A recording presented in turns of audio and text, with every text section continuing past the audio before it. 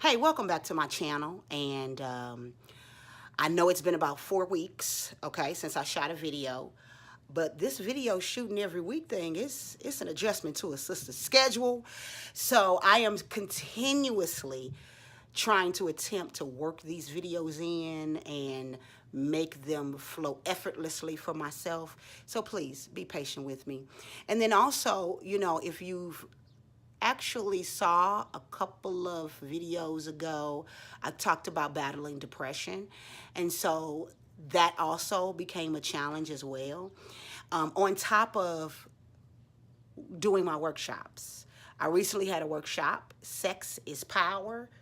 Don't just give it away. That workshop was really, really powerful.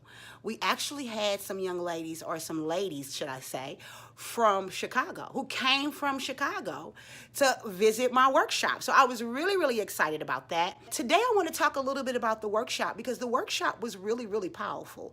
Sex is Power, Don't Just Give It Away was absolutely amazing and powerful. And one of the things that I talked about was my testimony, of course, my story on ultimately why I declared celibacy. Now, I don't remember the exact moment, to be honest, of when I decided that I was going to be celibate. I want to say it was April of 2015. I'm not sure. Okay, so I'm not sure if it's 4 or 5. It could be even 3 years celibacy for me. I really don't even remember the exact time and day that I said, you know what, I'm going to declare celibacy. What I do know is that I'm in it, full blown, no sex, okay? Because I realized that as I was engaging in sexual behavior, that I was not the person, or I was becoming a person that I did not like. One of the things I talked about at the workshop, I gave my testimony about how I was married for 10 years, and the last 3 years of that marriage was very chaotic, very tumultuous, and in some aspects, if I did not have God, would have been very, very hard on my self-esteem to the point of 0. So I talked about after the divorce, I did not want to be alone. I did not want to be with myself. I felt like I needed a man in my bed to help me out with this emotional abandonment, with this death of a marriage, with this tearing of a soul from my soul as I went through the divorce. As I think back on it now, I know that it's very hard, and I don't wish divorce on anyone. And I don't think I have any enemies. And so when people say, I wouldn't wish it on my worst enemy, I wouldn't wish divorce on anyone. It is a literally ripping of your soul from that person. And that can be emotionally, spiritually, and mentally exhausting and chaotic. So after my divorce, I got into some relationships. And again, not proud to say that I was sleeping with several men, okay?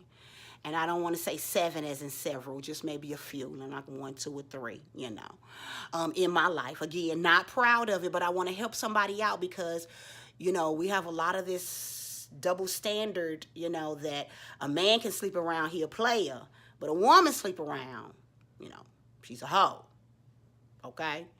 And you know what? Whatever you want to call it, women, we just need to be empowered about our sexuality and just know that sex is one of the most powerful things that you hold. Now, it is not your totality as a woman, but you have to understand that when you are in a state of brokenness, when you are looking for another person to fulfill something in you that you haven't fulfilled for yourself, you are giving up your power. You are giving it up in exchange for someone else's power. And when you get their power, it is not equal to the power in which you gave them. I like that. Yeah, let me say that again. Women, we must understand that when we have sex looking for something other than what it's deemed for, because I do believe it is deemed for marriage. I do believe that it is to be with the person that you're married to, okay? And I'm not going to get into sexuality and all of that. If you married to a man and you a man, if you married to a woman and you a woman, and if you married to a man and you a woman, or vice versa, okay? Because I'm not concerned about your sexuality. I am concerned about your healing, your deliverance. I'm concerned about you experiencing the unconditional love of God. So I'm not going to talk about whether homosexual is wrong or not. That's not what this is about. This is about understanding why you're having sex. So one of the questions that I asked in the workshop was, what do we like about sex? Why do we want to have it? And that's a question you need to ask yourself. Why are you having sex? Why do you want to have it? And then when you discover why you want to have it, why do you want to have it with that person? Like, what is it about that person? I got some very interesting answers about why we want to have sex, and who we want to have sex with. But ultimately, after my divorce, in these relationships, I was having sex with men who were literally snatching my power. I think we call it dickmatized. Got you doing things that you normally wouldn't do. Got you doing things, I ain't even do this for my husband. Nah, why would I do this for you? You know, which is probably why I'm not married anymore. But anyway, have you doing things and being a person that you don't even recognize. That is part of you giving up your power. And ladies, we just can't give up our power. We can't. We first got to identify, why are we doing what we're doing? Why are we having sex? And then why are we having sex with this person? What are they giving me that I don't have for myself? So one of the things we did was we took the love language test, the 5 love languages quiz. And it was developed by Gary Chapman. And hopefully I can put a link to that quiz here in this video, so you guys can take it. I suggest that everybody takes the 5 love language quiz every 6 months, every year, possibly, because as you mature and get into experiences, you're able to identify how you receive love, because that's really what the 5 love language quiz is about, is how you receive love. And I'm gonna just touch on them just a little bit.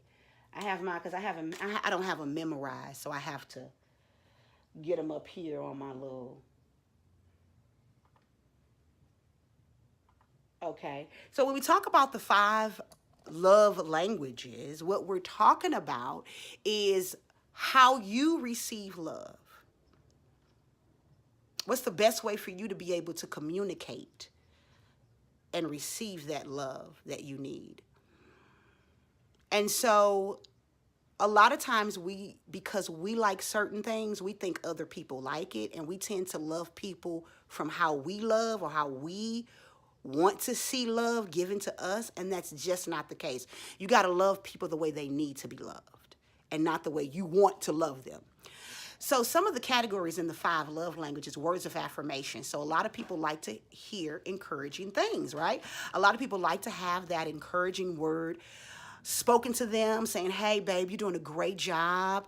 I really admire you for hanging in there and not giving up on your assignments or your job or whatever battle they're going through. Or it could be, you know what, thanks so much, babe, for taking out the trash, and not, you know what, flies gonna come in here if we don't take this trash out. There's a way to say it, ladies, right? So words of affirmation is one of the 5 love languages. The next one is gifts. A lot of us like to receive gifts, like for men to buy us things, or like for our partner, should I say, to buy us things. And that shows that while they were out and about, while a person was out and about, that they were thinking about me. So I love to receive a gift. Not me personally, that's not my love language, but yeah, most women, some of them love gifts, okay? And then the next one is quality time, okay? Some people like to have quality time, one-on-one, sitting down at a dinner, watching a movie, or just having conversation, which is really, really good. Quality time is really, really high on a lot of the ladies' lists at the workshop, and I was really, really shocked at that. But then again, I wasn't. But, you know, it's your love language. And then the fifth one, no, I'm sorry, the fourth one, I'm sorry, is physical touch. So a hug, a rub of the arm, holding hands, things of that nature. That actually helps them feel a little closer to you, more intimacy with you. And then, of course, the fifth one is acts of service. Do things for me, you know. Fill up the car with some gas. Vacuum. If I need the kitchen clean and I say, oh, I'm going to clean the kitchen when I get home, and then you get home and the kitchen's clean. Like, those are acts of service, like things people can actually do for you to show that they love you. And actually, I took the love language about a year ago. I took the love language test about a year ago, and my love language changed because I was words of affirmation and I was acts of service. Words of affirmation was my biggest one. But as I've been in this game now for a while, and I have been really, really working on me and getting better and better every day, that's no longer my top one. Mine was quality time and acts of service. Because I do believe love is an action word. It's an action. We actually have to do something. It's not always going to be a feeling. We actually have to do something. And so I've had everyone take the 5 love language quiz because we can be using sex to get what we want. Are we using sex so that we can be told we are loved? Are we using sex for gifts? Sounds familiar. Are we using sex for acts of service? Are we using sex for physical touch? Are we using sex? You see where we're going with this? For quality time. Instead of actually getting what you need for yourself, you're looking for someone else to give that to you. So we took the love language quiz, and we talked about how we could be using sex to get what we want because of our love language. And it was absolutely powerful. The women shared, and it was amazing. So I'm going to suggest that you take the love language and think about how you're using sex, because you're doing it for a reason. You know, people talk about, oh, I just like it. Nah, there's something about it you like. I enjoy it. What do you enjoy about it? It's fun. What's fun about it? So really answer those questions, because like I say, the fun, the enjoyment, it feels good, all of that is costing you so much more. So I want everyone to know that sex is just not a great recreational, a great pastime, sport, because it can be. But understand what that takes away from you. Understand what you're exchanging it for in return. Because outside of the marital bed and you're having sex, that exchange of power, it's never going to be equal. Okay? And you're going to be doing things, and he'll be doing things, or she'll be doing things that's out of character for them, that they never thought they would do. Okay? So I hope this video blessed you. Like I say again, you had to be there because it was really powerful. I mean, we had a real gut-wrenching conversation, and it was absolutely powerful. So I wish that you were there. Hopefully, I'll be able to put a little other video up with this video. But please go ahead and go to my website, NefraMoorePresents.com. Register for May 25th. It is a Saturday at Brentwood at 1:30. Because we're going to be talking about the power of a woman, because I just talked about sex is power and don't give it away. Let me now talk to you about where that power lies, where you can really get what you need and get what you want when you understand your power as a woman. So I hope this video blessed somebody. again, guys, pray for me as I battle. I'm coming on the end of this thing. I do believe in being whole. So I'm no longer really claiming depression, but I do have to acknowledge it and tell the truth about it when it shows up. And for the last 4 weeks or so, it was showing up off and on, which made it difficult for me to post this video. But I'm posting it today because I'm not stopping. I won't stop. I will not give up because I don't want you to give up. And if that means I got to continue to put myself out here, then I'm just going to continue to put myself out here because I just don't want you to give up on life. It is too much that you can do with your life in order for you to give up. I hope that I bless somebody. I really, really do, even if it's just one person. Okay? So again, go to NefraMoorePresents. Go ahead and register May 25th. It is a Saturday, 1:30. The power of a woman. You all have a great day. Hey, wait a minute. If you like this video, go ahead and like it, subscribe to it for new videos, and hit the notification bell. So when I've uploaded one, you got it, okay? Go to my social media at NefraMoorePresents. Actually, I am the True Woman of God on Facebook and at Minister Moore on Twitter. So I hope, again, that this blessed you. And until next week, you guys pray for me as I pray for you. And I dated on and off for 7 years, okay? And then we got married. The last 3 years of my marriage was pure deep hell. So because he wasn't acting right, I stepped out and had an affair. And I just didn't have an affair with one. I had an affair with two. Just didn't have an affair with two. Had an affair with three. Because he wasn't acting right. He made me do. Come on, girl. Come on, that's it. Okay? Yeah. So towards the end of the marriage, we end up dissolving. And now I'm in a relationship, not only with my husband, because I was still sitting with him, you know, as we demise. I mean, we're still married. We might as well, right? That's what I was thinking. But not only involved with him, I was involved with another guy. We're going to call him Illinois. Because he was from East St. Louis, Illinois. Okay, we're going to call him Illinois.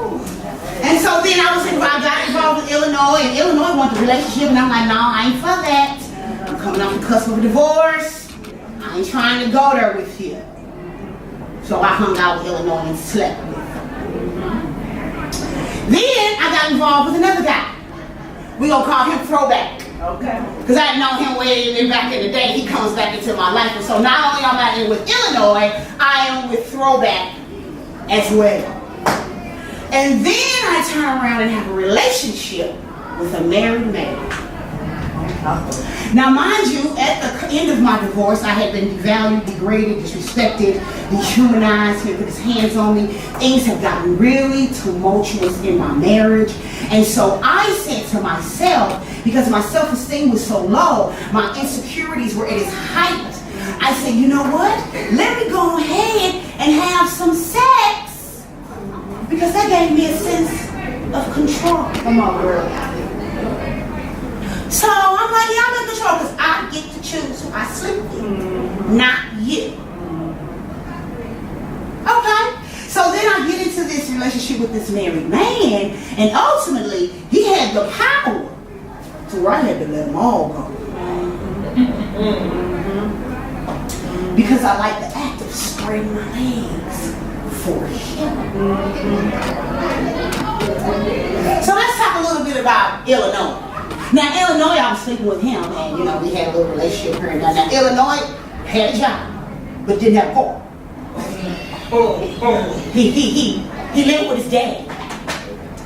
Went to go visit him. He's sleeping in the living room. But I'm spreading my legs because I think I'm in control. Because I'm coming off the cusp of divorce. And ultimately, you said it, I'm broken. I'm broken. So this is giving me my power. Well, you know, I started dating Illinois a little bit, you know, and of course, before Throwback comes in my life, you know, my car broke down. I got it fixed. 3 weeks later, I get a flat tire. Okay. Then I end up broker than normal. You know, money low anyway, but now I'm like really low. What's going on? So anyway, I started to back off him a little bit, Illinois, because Throwback came in my life. Okay, Throwback came in my life, and Throwback, sex with him was horrible. Wasn't even worth my time. But again, I'm broken. I like the act of spreading my legs. And I'm in control. After all, I'm trying to get my power back. My self-esteem is low. I want to feel wanted. Right? I want to feel desired. So I'm going to have sex, yeah. And then somebody broke in my car. Just stuff started happening, right? So I'm like, okay, I don't understand, whatever. We're moving on. But then the married man come along. Oh, my sex was amazing. He had the power. I said, you know what, Illinois, I'm going. I'm going to have to Illinois, it's been fun. See you. Even throwback. That's a good one. Throwback. We go way back. But I'm going to have to let you go because it's just not 30 anymore. Right? And he had to never ask me for money, so we really had to break up. Yeah. Right? But here's the thing, I gave it to him. And bad sex. I gave it to him, but listen, guys. I'm broken. I like to act to spread my legs. I want to feel wanted, like all of these men. But married man came into my life, baby. Sex was amazing. Life was good. He had everything that I wanted to hear. He gave me that, and he took the remaining power that I had. Listen, I felt insecure. My self-esteem was low. And what Illinois did was he took from that and gave me his power of brokenness as well, which is why everything started breaking in my life. Come on. He continued to take from me as I was giving it to him, and I was broke too, just like he was. And then when throwback came into my life, I got even broke. Because not only you not getting good sex, you're just going back on the nostalgia of what I used to have. It's not even good sex. So he was taking from me as well and giving me his freaky mentality, the nasty, because I'm doing things wait a minute, how you do that again? Like, I don't understand. Because, you know, the sex was horrible, so he had to make up for it, you know, in other areas. So, you know, keep you coming back. But, ultimately, they bled me dry and gave me the brokenness of them. And I'm thinking all the time, I'm in control. I got this. And I feel wanted because they call me, can I see you tonight? The other. Can I see you tonight? The other. Can I see you tonight? Oh! I'm still that girl. Right? But now I'm in with married man. And at this point with the other two, I'm pretty much depleted of my power because I'm still feeling insecure. But married man just had an education on him. He had a regalness about him. He was a man in a suit. Walked with his head held high, shoulders back. When he entered the room, he commanded. Oh my! I want some of that. Yes. I don't care to marry. I don't want no way. I just want a little bit. I just want to, taste it and send him on home to his mom. That's what I was thinking. All the while, though, that was the insecure little girl talking to myself, saying that I can't get what I need for me. So I have to reach out externally to get what I need. So when I slept with a married man, he took all my power. And he did give me his confidence. He did. He gave me everything that I wanted. And then the tables turned. He lost his job. He lost his wife. He lost his kids. He lost his car. He lost his house. And he lost most of his friends. And I, excuse my language, ended up being the only one, excuse my language, fucking, financing, and feeding. Oh, how the tables turned. But he had already had my power, so I was under his control to do just that. Fuck him, finance him, and feed him. All the while, I was really the one getting fucked. No finances. And I'm not feeding myself. So how can I get you to eat? But he took my power because I gave it to him. Now here's the thing, I really didn't have it in the beginning. I'm broken. My self-esteem is low. My marriage is ended. And if anybody's been through a divorce, that is the death of something. It is the ripping of souls, and it can be absolutely devastating. And I didn't even love my husband like that. But it was yet devastating. So I imagine if I was in love with him, I was just probably would just kill myself. Because I was just really, really bad. I fell into depression. I was combating everything that he told me, that I was no good, that I'm not going to make it. Who are you? You nothing without me. Y'all know how men put it in here. So what I did was I gave up the little power, because that's all I had left. I gave it to a man who then exchanged it for brokenness, who then exchanged it for hurt and his pain, and I'm left even more drained of no power.